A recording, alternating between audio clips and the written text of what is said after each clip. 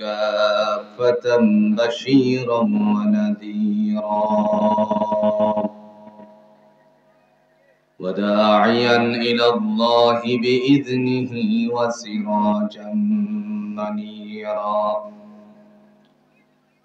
فقد قال الله تبارك وتعالى في كلامه المجيد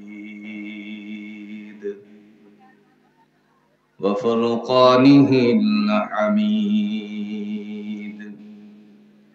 أعوذ بالله من الشيطان الرجيم بسم الله الرحمن الرحيم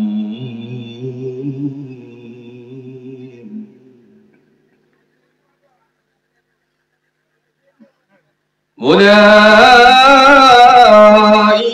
هم الوارثون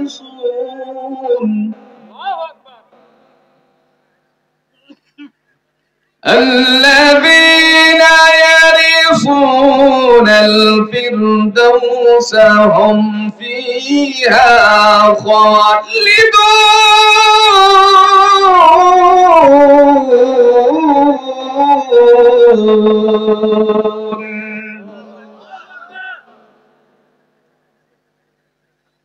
قال رسول الله صلى الله عليه وسلم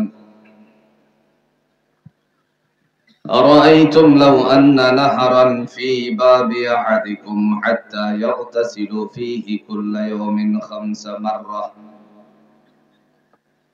هل بقي من درانه شيء قالوا لا يبقى من درانه شيء قال مثل الصلاة ال5 يمحو الله بهن الخطايا أو كما قال عليه الصلاة والسلام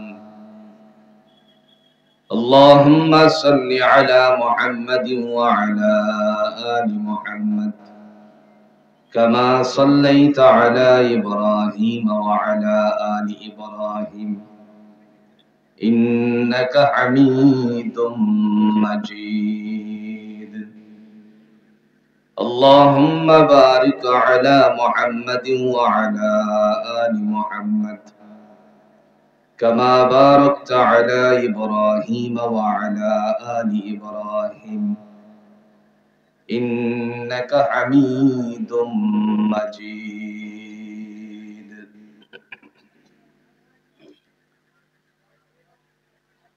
আব্দুস সামাদ কারিমিয়া মাদ্রাসা ও রুদ্রপুর ব্যাপারী বাড়ি এর উদ্যোগে আয়োজিত অষ্টম বার্ষিক ওয়াজ মাহফিলের শ্রদ্ধাভাজন সভাপতি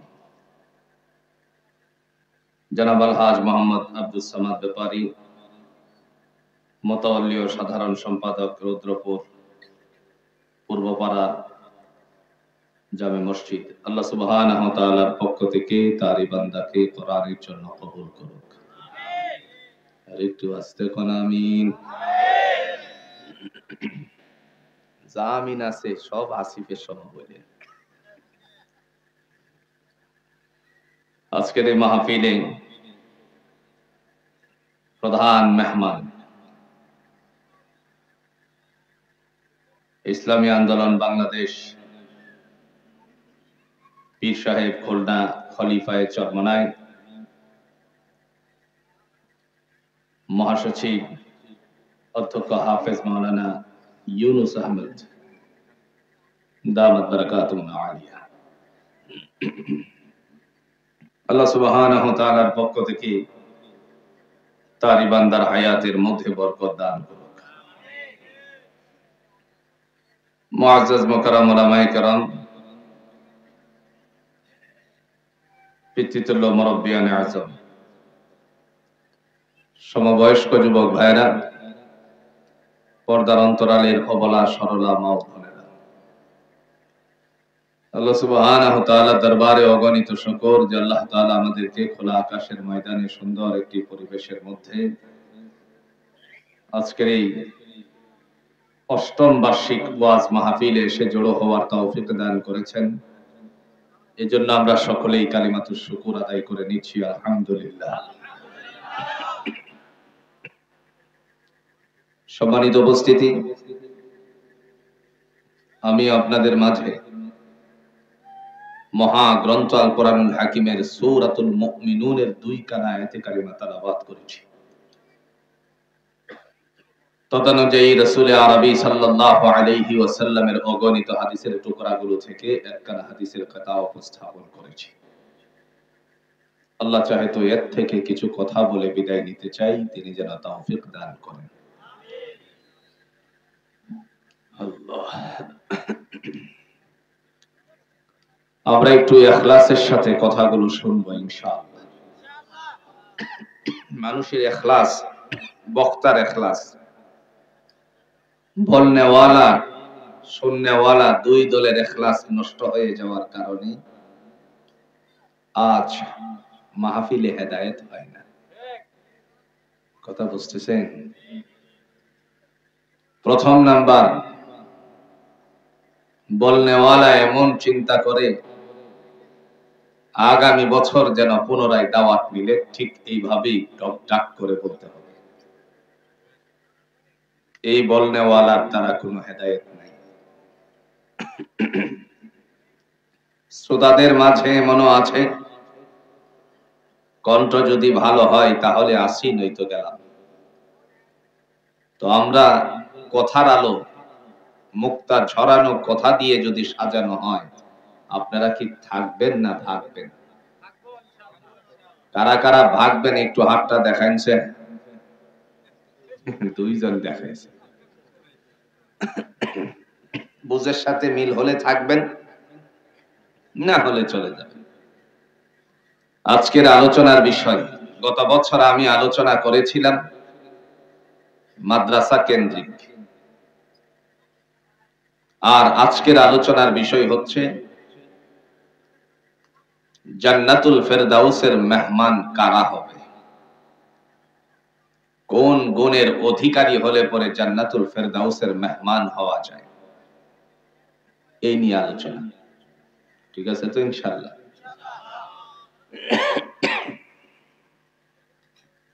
তাহলে আসুন আয়াতের সরল অর্থ বুঝি। আল্লাহ বলেন, উলাইকা হুমুল ওয়ারিসুন, তারাই হলো ওয়ারিশি পাওয়ার যোগ্য। কোন ওয়ারিশ? ওয়ারিশিটার নাম কি? আল্লাযীনা ইয়ারিসুনাল ফিরদাউসা হুম ফিহা খালিদুন, যেই ওয়ারিশিটার নাম হলো সুশীতল ছায়াময় একটি জান্নাত, যার নাম হলো জান্নাতুল ফিরদাউস। নাম কি? এই জান্নাতুল ফেরদাউসের মেহমান হবে 7 শ্রেণীর মানুষ, অথবা 7 গুণে গুণান্বিত মানুষ। কয় গুণ? 7 গুণ। কোরআনুল হাকিমের নবী সাইয়্যিদুল মুরসালিন আহমদ মুস্তাফা সাল্লাল্লাহু আলাইহি ওয়াসাল্লাম কে আল্লাহ পাক রব্বুল আলামিন তিনি কোরআন দিয়ে ওয়াজ করেন, নবী আমার জাতির মাঝে আপনি বর্ণনা করুন জান্নাতুল ফেরদাউসের মেহমান যারা হবে তাদের মধ্যে এই 7টা গুণ অর্জন করতে হবে। আমার ভাইরা, এবার আপনি বলুন তো, ওয়ারিশি সূত্রে জান্নাতুল ফেরদাউস দিবেন কে? আরো জোরে বলেন। আল্লাহ আছে তো? কথা কোন আছে তো? না ফেরাউন নমরুদে মেরে ফেলছে? মারছে না তো? তো দলিল আছে কি আপনাদের কাছে? দলিল সূরাতুল বাকারার দ্বিতীয় নাম্বার পারার, যাকে আমরা সহজ করে চিনি আয়াতুল কুরসি বলে, আল্লাহ তার মধ্যে বর্ণনা দিয়ে বলেন, আল্লাহু লা ইলাহা ইল্লা হুয়াল হাইয়ুল কাইয়্যুম,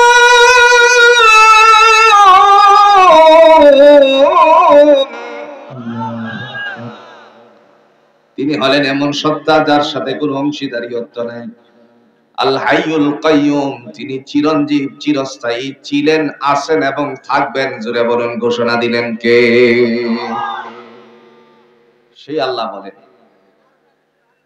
জান্নাতুল ফেরদাউসের মেহমান হবে যাদের মধ্যে 7টা গুণ আছে। প্রথম নাম্বার গুণ, আল্লাযীনা হুম ফি সালাতিহিম খাশিউন।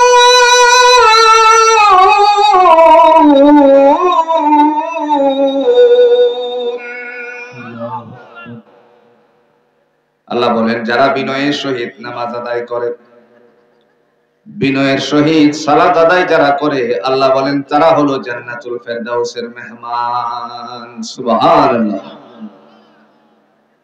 বিনয়। আজ আমরা লক্ষ্য করছি মানুষেরা নামাজ পড়ে, কিন্তু নামাজের ভিতরে বিনয় না থাকার কারণে এই মানুষটাই আবার অন্যায়ও করে। কথা বল না কেন?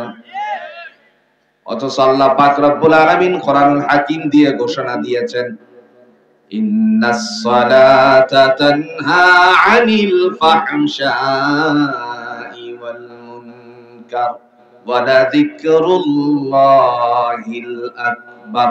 জোরে বলেন কার কথা? আল্লাহ বলতেছেন নিশ্চয়ই নামাজ গর্হিত কাজ থেকে মানুষকে দূরে সরায়, অন্যায় কাজ থেকে। আজ আমরা লক্ষ্য করছি নামাজও পড়ছে, আবার মানুষের জমিনও দখল করে। কথা বল না কেন? নামাজি নামাজও পড়ে আবার সুদও খায়, নামাজি নামাজও পড়ে আবার দেখা গেল ব্যভিচার করে। ব্যভিচার বুঝেন তো? নামাজি নামাজও পড়ে আবার দেখা গেল জিনা ব্যভিচারে লিপ্ত থাকে। নামাজি নামাজও পড়ে আবার দেখা যায় অন্যায় কাজগুলো করে, পরের হক মেরে খায়, ঘুষ খায়, সুদ খায়। এ ধরনের মানুষ জুড়ে বলুন তো বাংলার জমিনে আছে কিনা? আল্লাহ তো বললেন নামাজ তোমাকে গর্হিত কাজ থেকে দূরে সরাবে। তো নামাজি তো নামাজও পড়তেছে আবার এই কাজও করতেছে, তার মানে তার নামাজটা বিনয়ের হয় নাই। বিনয়ী নামাজি কাকে বলে দেখেন, সাইয়্যিদুল মুরসালিন আহমদ মুস্তাফা সাল্লাল্লাহু আলাইহি ওয়াসাল্লাম তিনি যখন যুদ্ধের ময়দানে পাঠালেন, সাহাবীরা যুদ্ধের ময়দানে রওনা করার পর একটি মরুভূমির জায়গাতে গিয়ে তাঁবু গাড়ল। সেখানে 2 জন পাহারাদারের দায়িত্ব নিযুক্ত করলেন। 2 জন আল্লাহর বান্দা রাত্রির বেলায় পাহারা দিচ্ছেন। আরেকটি অদূরের জায়গার মধ্যে দেখা গেল সেখানেও কাফের সৈন্যরা তাঁবু গেড়েছে, সকাল হওয়ার পরে যুদ্ধ সংগঠিত হবে। এমত অবস্থায় গভীর রাতে 2 জনে মিলে সলা পরামর্শ শুরু করে দিয়ে বলতে লাগলো, ভাই আমার, খামাখা জাগ্রত না থেকে একজন ঘুমাইলে আর একজন জাগ্রত থাকলে কেমন হয়? কারণ শত্রুপক্ষের আক্রমণের কোনো সম্ভাবনা দেখছি না। এমত অবস্থায় আল্লাহ রাব্বুল আলামিনের বান্দাদের মধ্য থেকে একজন ডেকে বললেন, তাহলে আমি ঘুমাই, তুমি জাগ্রত থাকো। যদি কোনো বিপদের আশঙ্কা দেখো তাহলে আমাকে জাগিয়ে দিবে। কথা বলার পরে 2 জনের মধ্যে সলা পরামর্শে উত্তীর্ণ হয়ে গেলেন। একজন শুয়ে পড়লেন, ঘুমিয়ে গেলেন, আরেকজন তিনি পাহারার দায়িত্ব পালন করে যাচ্ছেন। এমত অবস্থায় যখন রাত গভীরতর হয়ে গেল, বান্দা মনে মনে চিন্তা করলেন শত্রু পক্ষের আক্রমণ আসার তো কোনো সম্ভাবনাই দেখছি না। সেজন্য তিনি চিন্তায় খামাকা ঘোরাঘুরি না করে কেবল আল্লাহর সামনে একটু দাঁড়িয়ে যাই, কারণ মুহাম্মাদুর রাসূলুল্লাহ সাল্লাল্লাহু আলাইহি ওয়াসাল্লামকে আমার আল্লাহ এই দায়িত্বটাই দিয়েছিলেন। সুবহানাল্লাহ। রাসূলকে আল্লাহ বলছিলেন দায়িত্ব দিয়ে। শীতের রাতে মানুষেরা শোয়ার সময়, ঘুমানোর সময় শরীরে কিছু দেয়নি ভাই। কি দেয়?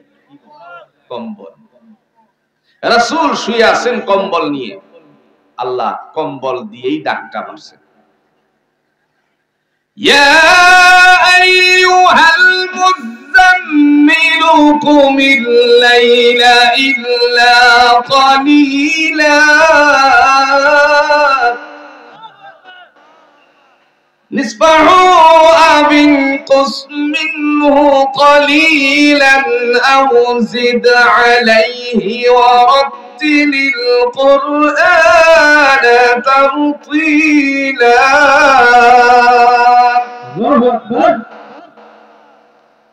আল্লাহ বলেন, হে কম্বলওয়ালা, ইয়া আইয়ুহাল মুজাম্মিল, হে কম্বলওয়ালা নবীর গায়ে কি আছে? শীত। শীত কি আছে গায়ে? কম্বল। বন্ধুরে বন্ধু অনেক নাম ধরে ডাকে, বিন্দু পরিমাণ রাগান্বিত হয় না, ঠিক না? কোন উদাহরণ, দোস্তের ফোন দিচ্ছে, দোস্ত ফোন ধরে না, কারণ সে ওয়াশরুমে আছে। কয়েকবার ফোন দেওয়ার পর ওয়াশরুম থেকে বেরিয়ে যখন পুনরায় ব্যাক করে, এমনি বলে, এই সলিমদ্দি কই গেছিলে তুই? এতগুলি ফোন দিলাম তোরে। দোস্ত আমি ওয়াশরুমে ছিলাম। কো আগি বলবি তো? রাগ করছে? কথা কোন নাকে রাগ করছে? রাগ করে। আল্লাহ তার রাসূলকে এই জায়গায় বন্ধু সুলভ আচরণের একটা ডাক দিলেন, ইয়া আইয়ুহাল মুজাম্মিল, হে কম্বলওয়ালা, কুমিল লাইলা ইল্লা কালিলা, রাতের কিছু অংশে আমি আল্লাহর জন্য দাঁড়িয়ে যান। এমন অবস্থায় আল্লাহ রাব্বুল আলামিনের বান্দার মাথায় ধরা পড়ে গেল, নবীজি আল্লাহ রাতের কিছু অংশ দাঁড়ানোর জন্য ঘোষণা দিয়েছিলেন, তাই খামাকা ঘোরাঘুরি না করে, যেহেতু শত্রুপক্ষের আক্রমণের সম্ভাবনা দেখছেন না, সেই কারণে তিনি আল্লাহর বান্দা আল্লাহর সামনে দাঁড়িয়ে গেলেন।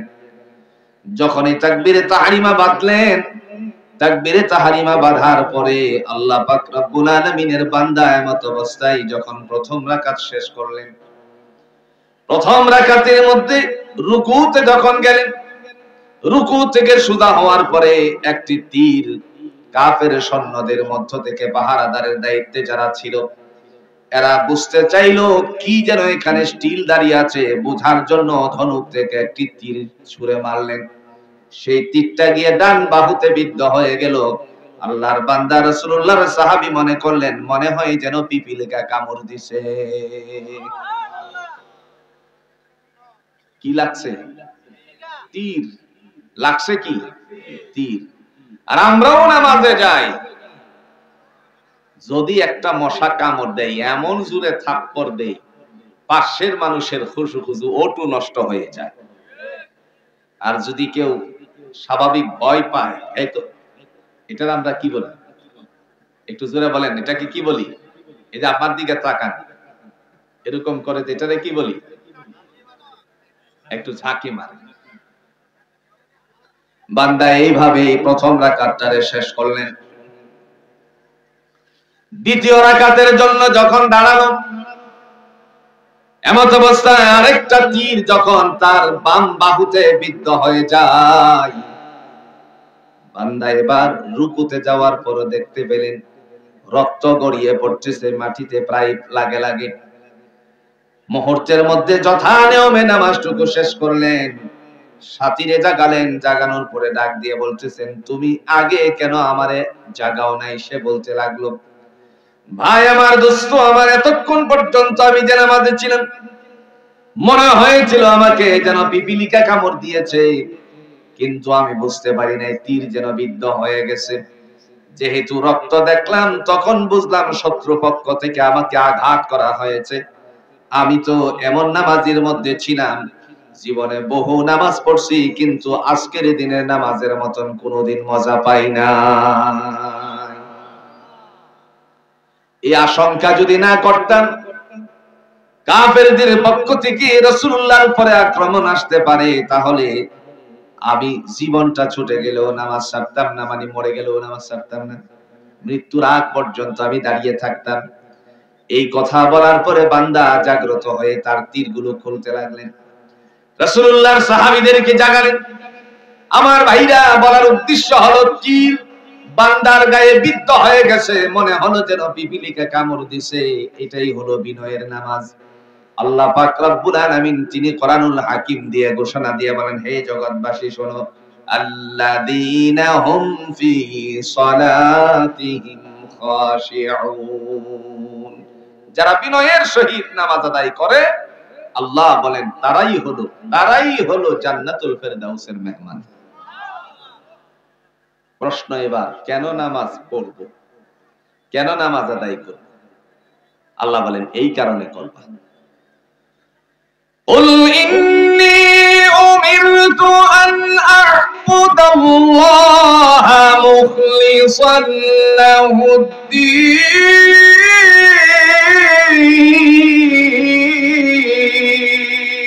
الله أكبر قل ও নবী আপনি বলুন, ইন্নী উমিরতু আমি আদেশিত হয়েছি আন আ'বুদাল্লাহা মুখলিসাল লাহুদ্দিন নিষ্ঠার সাথে কেবল আল্লাহর গোলামি করার জন্য।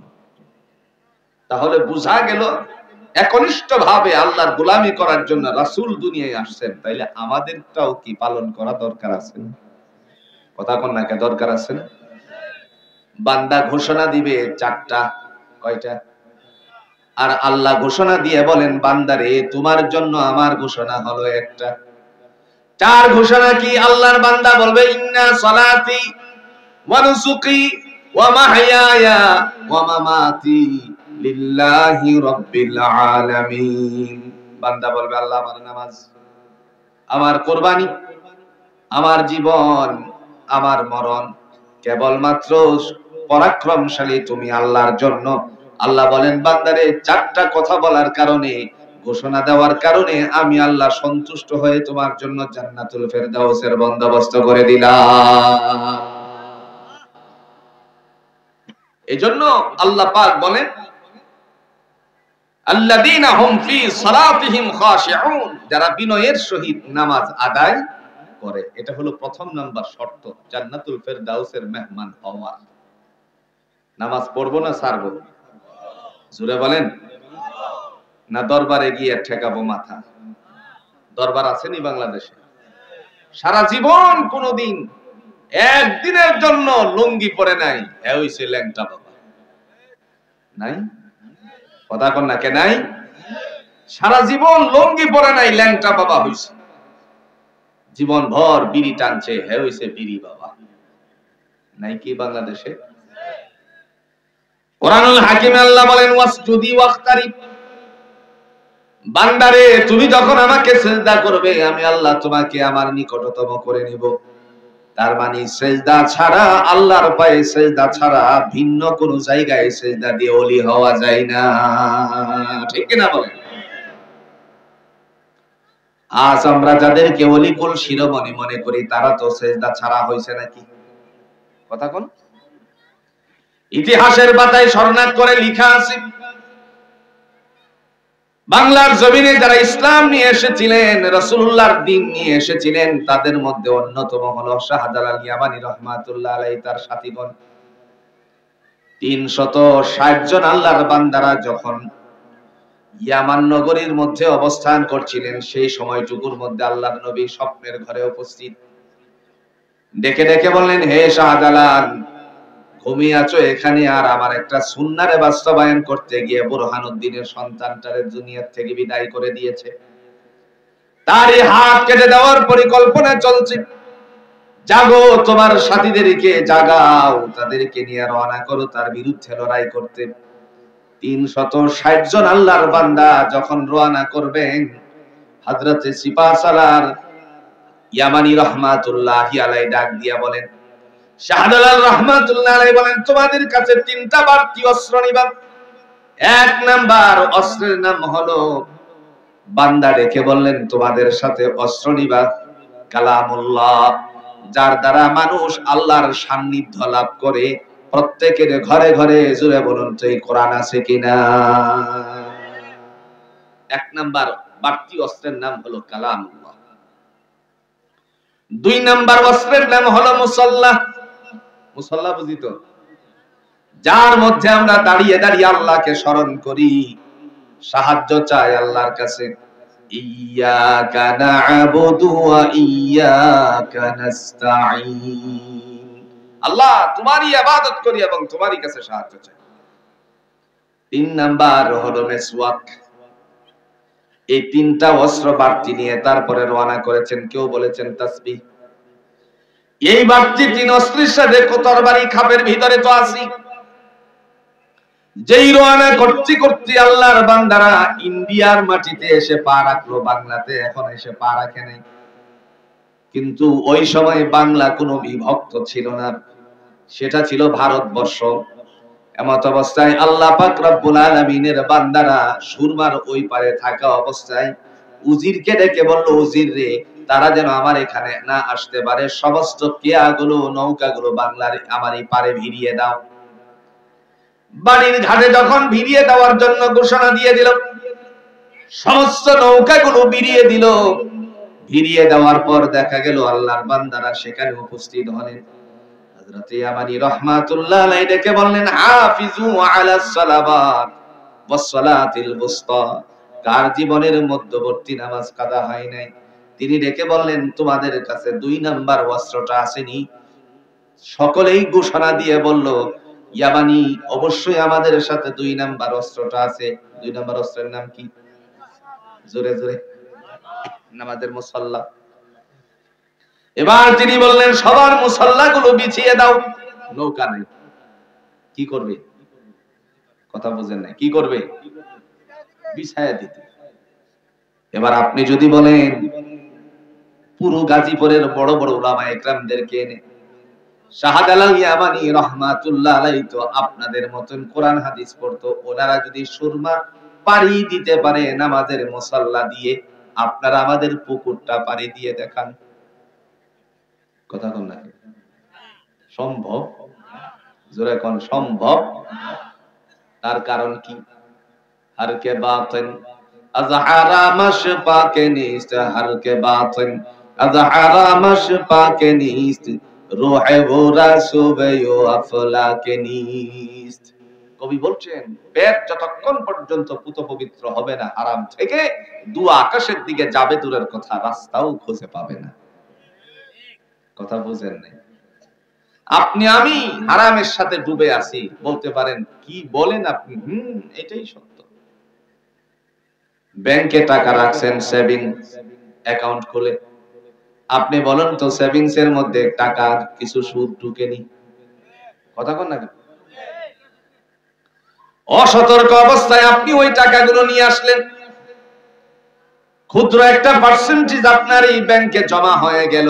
আপনি ফিক্সড ডিপোজিট করলেন না, কিন্তু সেখানে জমা হয়ে আছে, আপনি সেটা এনে খাইলেন। এবার আপনি বলুন তো, হালাল খেলেন না হারাম খেলেন? টাকার জন্য পেরেশানি, জমিনটা কিনা যেতে পারতেছে না, মুহূর্তের মধ্যে ডাক দিয়ে বললেন কি করা যায়? বাড়ি বানাতে গিয়ে ধরা পড়ে গেছেন, আর পয়সা করি নাই, বানাতে পারছেন না। এই সময় অমুক সমিতি তমুক সমিতি নাই বাংলাদেশে, সেখানে গিয়ে আপনি শরণাপন্ন হলেন, সেখান থেকে আপনি 5 লক্ষ টাকা সমিতির থেকে নিলেন, কিস্তি কিস্তি দিতে শুরু করলেন। এবার আপনারা বলুন তো, সমিতির সাথে যুক্ত যারা, তারা কি হালাল খায় না হারাম খায়? ভুল বলে ফেলছি মনে হয় না? শুধু তাই নয়, এখন নারীরাও অনেকটা এগিয়ে গেছে। আগে পুরুষেরা টাকা লাগাতো, এখন মহিলারাও লাগায়। আপনাদের অঞ্চলে আলহামদুলিল্লাহ নেই। 100 টাকায় 1 মাস গেলে পরে 10 টাকা লাভ, এরকম মহিলা জুড়ে কোনসে রুদ্রপুর খুঁজলে পাওয়া যাবে কিনা? বন্ধু একটা উদাহরণ দেই, হালাল পয়সায় আপনি অবশ্য শান্ত শিষ্টতার সাথে স্বাচ্ছন্দ্যের জীবন যাপন হবে না, কিন্তু আল্লাহর জান্নাত আপনার জন্য আল্লাহ নির্ধারণ করে রাখবে। একটা উদাহরণ দিই সহজ করে বোঝার জন্য।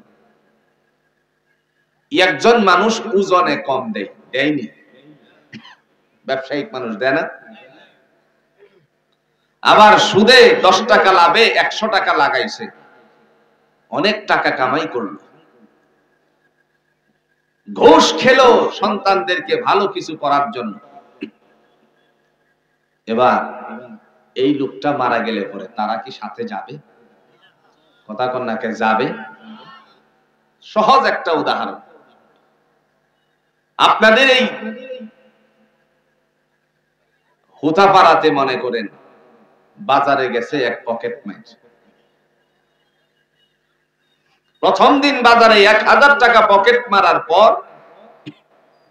ধুমধাম করে বাজার নিয়ে বাড়িতে গেল। মুরগি কিনলো, পোলার চাল কিনলো, ডিম কিনলো, সবজি কিনলো, মাছ কিনলো। 1000 টাকার ভিতরে সে নিয়ে গেল বাড়িতে। পরিবারের সংখ্যা হলো 5 জন, মা, বাবা, বিবি আর সে আর একটা ছেলে আছে। কয়জন? 5 জন। এবার রান্না করার পরে জোরে কোনছে খাউন খাই কয়জন? জোরে 5 জন। আরেকবারে চিন্তা করলো 1000 টাকায় ভালোই তো বাজার কিনে আনছি, সবাই মিলে খাইছি। দ্বিতীয় বাজারে গেল, যখন পকেটের মধ্যে একজনের হাত ঢোকালো, সাথে সাথে সে সজাগ হয়ে থাবা দিয়ে ধরছে। এবার আপনারা বলুন তো, পকেট মায়ের বাজারে ধরা খেলে পরে তার জন্য কোনো হাদিয়া তোফা আসেনি? হাদিয়া তোফা নাই? এই হাদিয়া তোফাটার নাম কি? যে জীবনে একবার কাউকে ঘুষি দেয় না, সেও চিন্তা করে আজকে আসছে যেহেতু একটা দিয়ে যায়। ঠিক না? সুযোগ পাইছে। এমন অবস্থায় যখন তার বিদ্যুতের খুঁটির সাথে বাঁধলো, আর কিল ঘুষি শুরু হয়ে গেল, লাঠি চার্জ শুরু হয়ে গেল। ডাক দিয়ে একজন বলতেছেন, তোর বাড়িতে কে আছে? বললো, আমার বাবা আছে, মা আছে। ফোন লাগা। বাবারে ফোন লাগানো, আব্বা আমি তো হুতাপাড়াতে আজকে চুরি করতে গিয়ে, পকেট মারতে গিয়ে ধরা করে গেছি, আপনি একটু আমারে ছুটিয়ে নিয়ে যান। বাপ ফোনের মধ্যে বলে, বাবারে শোনো, ইজ্জত মারা কাম আমার মধ্যে দিও না, আমি তোমারে আনতে গেলে মানুষেরা আমারে বলবে সুরের বাপ, এজন্য আমারে ক্ষমা করে দাও, কিছুক্ষণ মারলে পরে ওটু তোমারে ছাইরে দিবে। বাবা বলতেছে, না আমি আসা সম্ভব নয়। মুহূর্তের মধ্যে বলল, মাকে দাও ফোনটা। মাকে যখন ফোন দিল, ফোন দেওয়ার পরে বলতে লাগলো, মাগো আমারে অনেক তারা মারতে আছে, একটু ছুটিয়ে নিয়ে যান। মা এবার ডাক দিয়ে বলে, ঠিক আছে বাবা আসতেছি। কিন্তু তার স্বামী বাধা দিয়ে বলে, না রে যাইস না, সেখানে গেলে তোরে মানুষেরা বলবে সুরের মা, আমার যে ঘরের আরো কিছু আছে সেগুলোর সাথে বদনাম রটে যাবে, সুতরাং তুই যাইস না। আল্লাহ রাব্বুল আলামিনের বান্দা তখন না করার কারণে, নিষেধ করার কারণে এমত অবস্থায় মাও গেল না। বিবিরে ডাক দিয়ে বলল, বিবির কাছে ফোনটা দেন। বিবি বলে, স্বামী আমারে ক্ষমা করে দিন, আপনি আমারে ক্ষমা করে দেন। তার কারণ হলো মানুষ আমাকে বলবে সুরের বউ, সুতরাং আমি আপনার কাছে যেতে পারবো না। ছেলেটার কাছে দাও। ছেলেদেরকে বলল, আব্বা ধরা খাইছেন আপনি, আমি যদি যাই লোকেরা বলবে, আমার বন্ধু বান্ধবের কাছে আমি অনেক লজ্জিত হয়ে যাব, সুতরাং কিছুক্ষণ পরে আপনাকে হয়তো সালাম দিবে, থানার থেকে ছুটাই আনবো না। কথা কন না কেন? এবার আপনাদের কাছে প্রশ্ন, প্রথম বাজারের 1000 টাকা যখন চুরি করে নিয়ে বাজার করে বাসায় আসছিল, তখন খানা খাইছিল কয়জনে? জোরে জোরে। এখন ধরা পড়ে যাওয়ার কারণে মায়ের খাই কয়জনে? বুঝছেন তো? দয়াময় তিনি ডাক দিয়ে বলেন, বান্দার তোমার উপরে আমি বিধান জারি করলাম, ময়দানে হাসরে যখন উপস্থিত হয়ে যাবে, সেদিন ধরা খেয়ে গেলে তুমি তোমার জন্য কোনো সাথী খুঁজে পাবে না। আল্লাহ বলেন, ওয়াত্তাকু ইয়াওমান লা তাজজি নাফসুন আন নাফসিন শাইআ, সেদিন কোন নফস নফসের উপকার করবে না, কোন আত্মা কোন আত্মার উপকারে আসবে না। ধরা পড়ে গেলে পরে বান্দাকে ডেকে বলা হবে, দেখো না খুঁজে কোথাও থেকে একটা নেকি আনতে পারো কিনা। সর্বপ্রথম মাথায় ধরা পড়বে, আমার তো দুনিয়াতে একজন ভাই ছিল, আগে ভাইয়ের কাছে যাই, মায়ের কথা আগে আসে নাই, বাবার কথা আগে আসে নাই, দৌড়ে যাবে ভাইয়ের কাছে। ভাইকে গিয়ে বলবে, ইয়াউমা ইয়াফিরুল মারউ মিন আখি, ভাইকে দেখে বলবে, ভাইয়া কতই না বিপদগামী অবস্থায় তোমার সাথে আমি সঙ্গ দিছি, এখন আমি ধরা পড়ে গেছি একটা নেকির জন্য, দয়া করে আমাকে একটা নেকি দিয়ে দাও। ভাই চিৎকার মেরে বলবে, কে তুমি আমার কাছে ভাইয়ের দাবিদার হয়ে এসেছো? এই চেহারার তো কোনো ভাই আমার দুনিয়ার জমিনে ছিল না। সুবহান, দূর হয়ে যাও। ওয়া উম্মিহি ওয়া আবি, মার কাছে যাবে, মা তখন বলবে এই চেহারার কোনো সন্তান আমার ছিল না। সুবহান, দূর হয়ে যাও।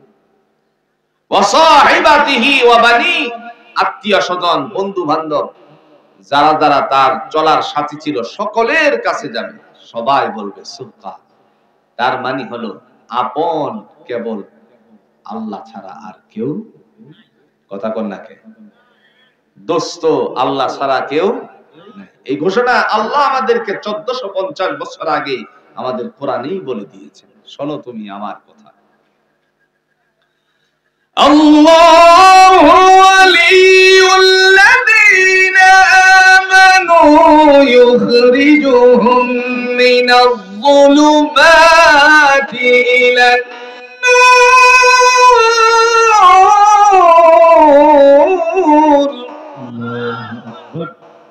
আল্লাহ বলেন আমি হলাম বিশ্বাসশীলদের অভিভাবক।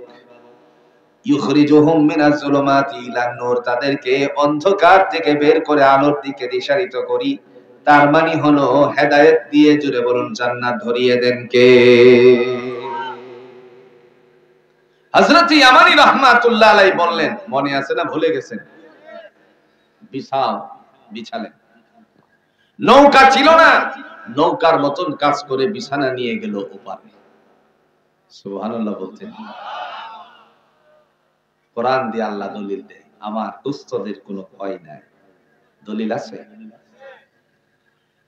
আলা ইন্না আউলিয়া আল্লাহি লা খাউফুন আলাইহিম ওয়া লা হুম ইয়াহজানুন।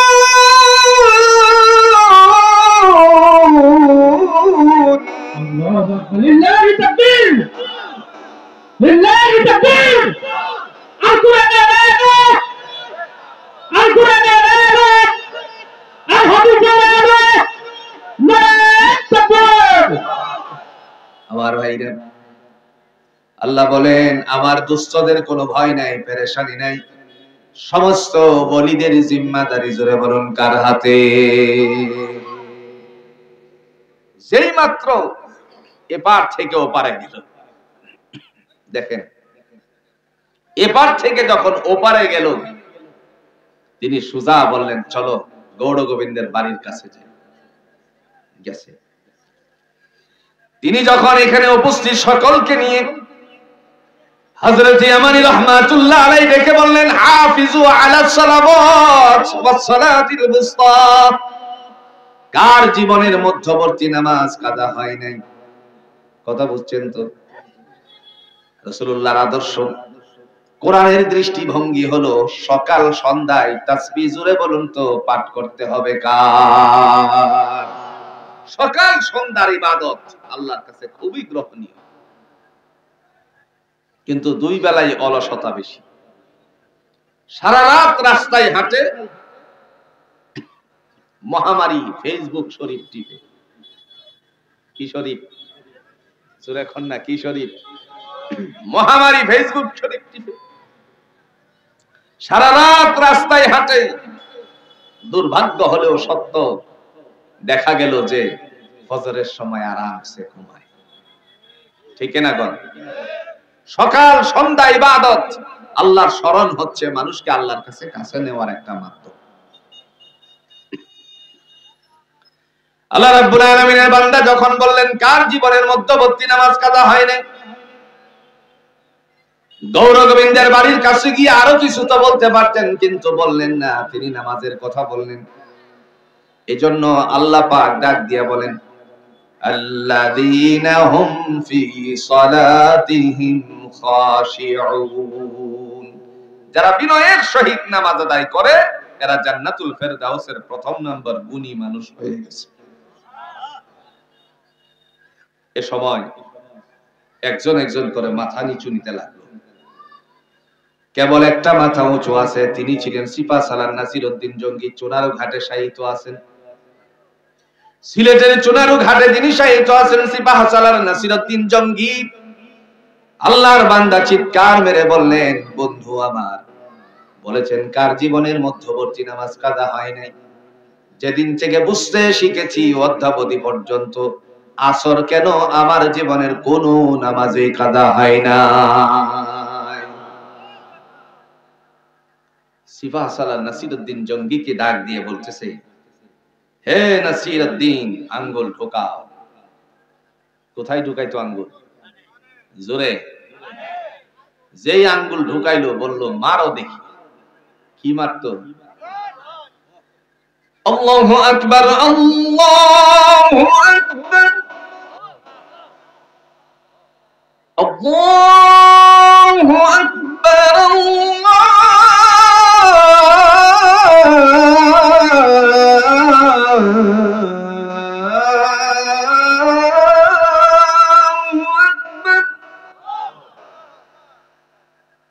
أشهد أن لا إله إلا الله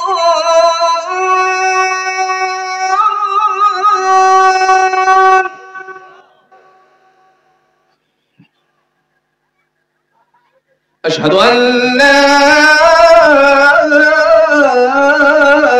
إله إلا الله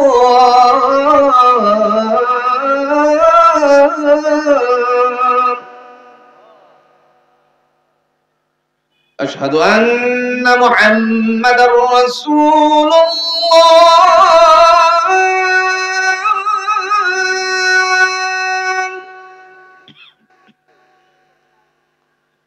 أشهد أن محمدا رسول الله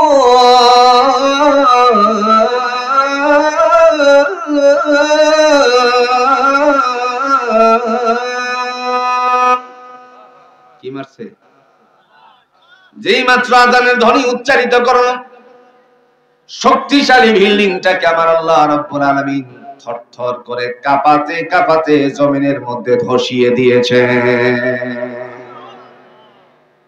কথা বলার উদ্দেশ্য হলো তিনি ওই জায়গায় গিয়ে বলছেন কার জীবনের মধ্যবর্তী নামাজ কাজা হয় নাই? ভাইরা আমার, বিপদে পড়লেও জোরে বলুন তো আমরা কি দ্বারা আল্লাহর কাছে ধৈর্য ধারণ করব? নামাজের মাধ্যমে। দলিল আছে? হঠাৎ করে আপনার মুসিবত এসে গেছে, যে কোনো মুসিবত আসতে পারে, আপনি 2 রাকাত নামাজের মধ্যে দাঁড়িয়ে আল্লাহর পায়ে সিজদা করুন, এটা আল্লাহর বাণী। ফাস্তাঈনু বিস-সাবরি ওয়াস-সালাত ইন্নাল্লাহা মা'আস-সাবিরিন।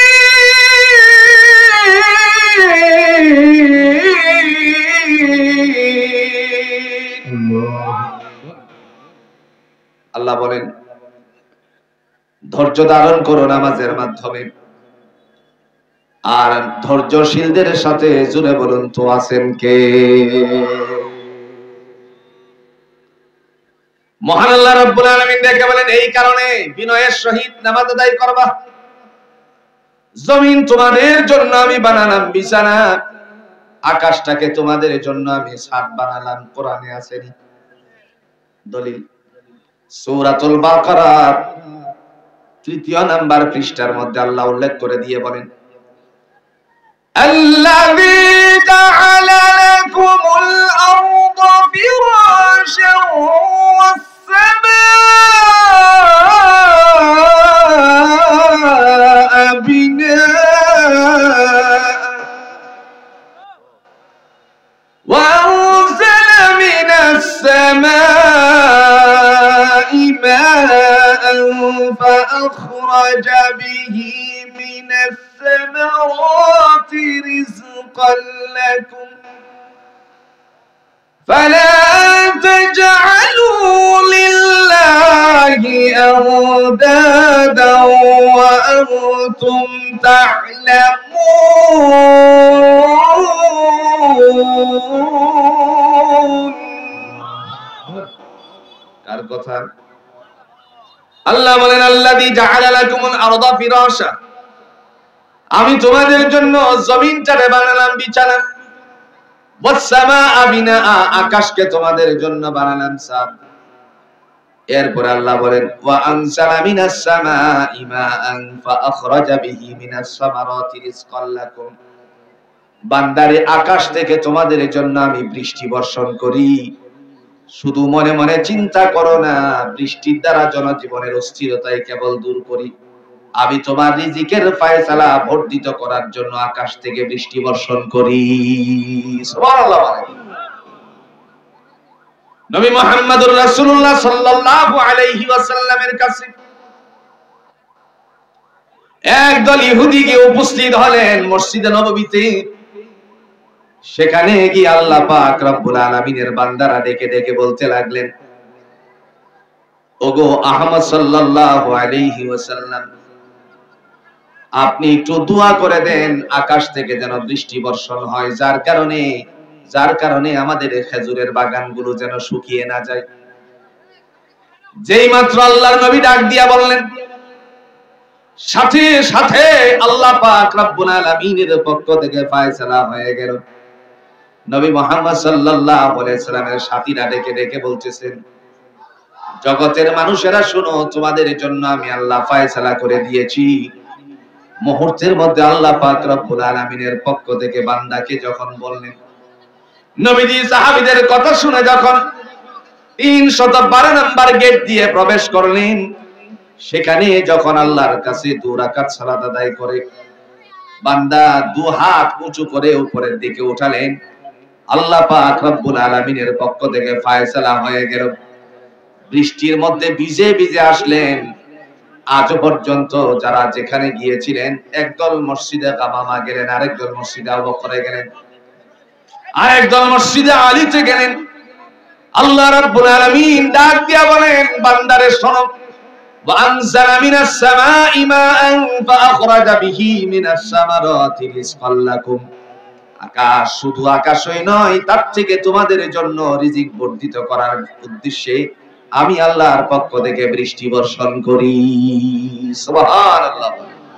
সুতরাং তোমরা আমি আল্লাহর জন্য নিবেদিত হয়ে আল্লাযীনা হুম ফি সালাতিহিম খাশিউন, বিনয়ের সহিত যারা আমার জন্য দাঁড়াবে, আমি আল্লাহ তাকে জান্নাতুল ফেরদাউসের মেহমান বানিয়ে দিব। আর একটু আস্তে কোন সুবহানাল্লাহ। আল্লাহ আমাদের সবাইকে দ্বীনের জন্য কবুল করুন। আর একটু জোরে বলেন আমিন। মহান আল্লাহর পক্ষ থেকে আব্দুস সামাদ কারিমিয়া মাদ্রাসাকে আল্লাহ কবুল করুন। এই মাদ্রাসার জন্য আপনারা একটু সহযোগিতা করবেন ইনশাআল্লাহ। করবেন তো ইনশাআল্লাহ? মুহতারাম এসে গেছেন আর আমি সামনে যাচ্ছি না। আল্লাহ তাআলা যেন আমাদের সকলকে দ্বীন বুঝে আমল করার তৌফিক দান করেন। আল্লাহ যেন এই মাদ্রাসাকে কবুল আর মঞ্জুর করেন। জরা জীর্ণতার থেকে যেন স্বচ্ছতা দান করে দেন। এই দেশের মানুষেরা জমিনের দাম পেয়েছে অনেক বেশি। একটা সময় ছিল যে সময়ের মধ্যে উপার্জনের কিছু মাধ্যম ছিল, সেইগুলো ছিল হলো কাঁঠাল বিক্রি, নানান কিছু। কিন্তু আজ ফ্যাক্টরিময় এলাকা হয়ে যাওয়ার কারণে এক গন্ডা জমিনের দাম 20 লক্ষ টাকা, 80 লক্ষ টাকা পর্যন্ত বাজারে জমিন আছে। কথা কোনটা কে আসি কিনা? যদি আরপি গেটের 1 ঘন্টা জমি কিনতে যান একবার সেন্ট্রালে, তাইলে মনে হয় 10,000 টাকা দিয়ে কিনা যাবে নাকি? কথা কোনটা কে? 2 লাখ বেশি। সুতরাং এই জায়গাতে আপনারা এই প্রতিষ্ঠানটার দিকে তাকাবেন, এই আশাবাদ ব্যক্ত করছি।